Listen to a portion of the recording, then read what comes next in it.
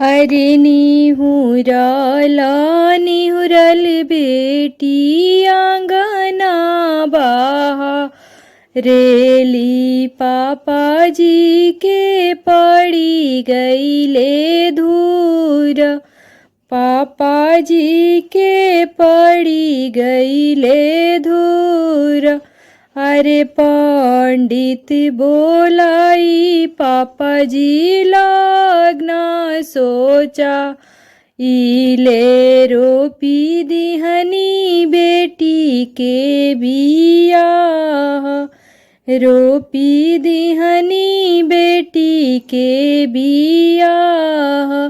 किया राउरिए पापा जी नुनावा चोरवानी। किया तेला दिहनी ढारा काई। किया तेला दिहनी ढारा काई। अरे कवना कसुर हम कईनी ए पापा काहे लागी रोपीले बियाह।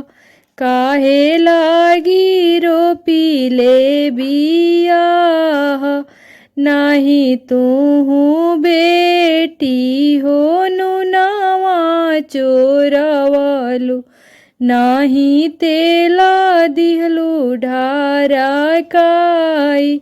नाही तेला दिहलु ढारा काई।